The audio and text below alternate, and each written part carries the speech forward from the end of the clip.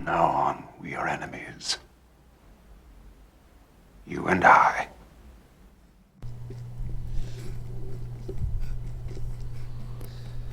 Well, I've tried to make this a video several times. Each time I give up. This time I will simply talk, as I think my struggles were trying to apply footage to the topic of pawn training. So, like showing training and such. But after 7 or 8 tries, I gave up. Try this. Now, I don't look at the wiki page, so many of these things may be inaccurate or wrong or off a little bit. But in my experience and my observations over 7,000 or 8,000 hours of playing this game, there are things that I see and I put together. Firstly, I typically go solo, just when I'm playing. I don't have pawns. When I do train my pawns, I wait till I reach level 200, and I make sure that I have everything that I need, such as weapons, gold forge, rusted bow, gold forge, golden weapons. I get a shit ton of flasks of oil, flasks of water, like hundreds of them. I get hundreds, close to 1,000 of all the specialty arrows. And then I turn on my pawn chatter so that I can hear the progress. And I will get a fighter pawn and remove his shield, or not remove his shield, remove his sword so that he only has his shield. That way the fighter pawn will grapple enemies so that my pawn will see. And then I get a ranger pawn, and I give that ranger specialty arrows. And then I'll just give all the pawns flask of oil, flask of water, some jewels, and then I train my pawn while she's a strider. And then I go as Mystic Knight, and I carry the 4 elemental swords that I can carry, and then I equip the Dark Boon so that I can show the 5th element. This way I can show all 5 elements with cannon, and then I just use cannon and that weapon, like Almace if I want to show them ice, or Eden's Warden if I want to show them fire. And then we go and we kill everything over and over again for like 200 hours. That's what I do. The kill count is the big factor when training your pawn. In the process of killing 300 of this, or 200 of that, or 15 of these, then you will also trigger the secret knowledge, usually. These triggers, such as letting your pawn witness death teleport, or witness death kill with a scythe, or witness death put someone to sleep. All of those things you'll see in the process of killing him 5 or however many times it takes. Or, well, I mean, the triggers are usually easy. Usually. There's a few that are tricky. It's just difficult to know what they are, rather than easy. If you didn't know Grim Goblin Stomp, the pawn has to see that to trigger a knowledge. If you just kill them as soon as you see them, and then they never see that stomp attack, then they never learn that. Or witness Garm blinding with their breath. These things you will usually see, since you have to kill 300 Grim Goblins and kill 30 Garm, or however many Garm there are, I can't remember, maybe there's 50. And you'll get these things in the process of killing those high number of such enemy. So, kill, kill, kill. And then the fine details either come in the process, or the fine details, just get them later. I don't use commands, usually, unless I'm training a sorcerer pawn, like asking help for an elemental buff, and then I would just pick her up. If she's not casting the correct buff that I want, set her back down, let her try again until she gets that buff that I want to get. Like if we're standing in front of an Elder Ogre and she casts Holy, pick her up, ask for help. Sometimes you don't even have to ask for help at that point.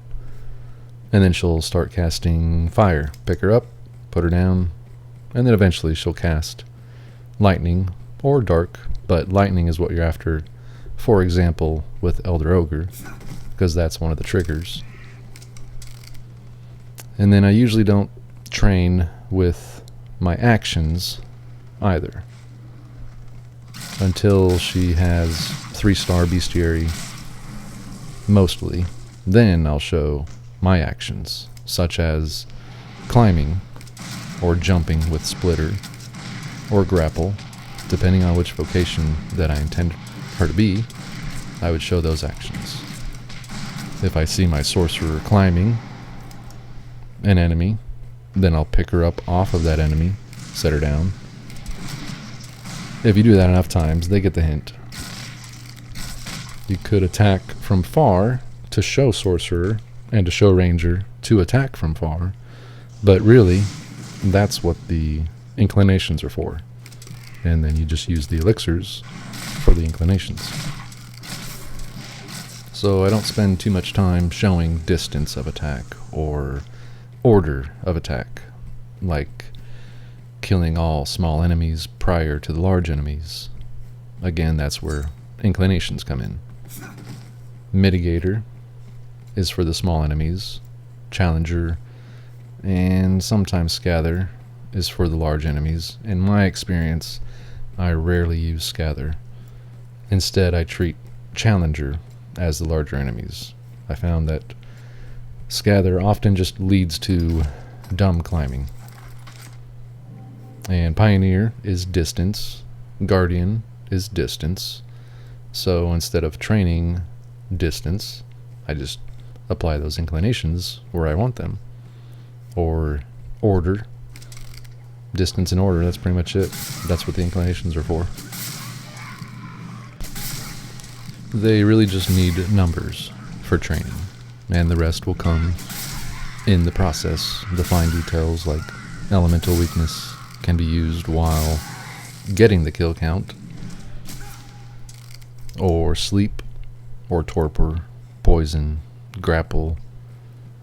If you have the right setup, like if you have a fighter pawn, specialty arrows, elementals, while you're trying to kill 200 of such an enemy, the other things will fall in line in the process. I would recommend using Mystic Knight or Sorcerer for the elemental.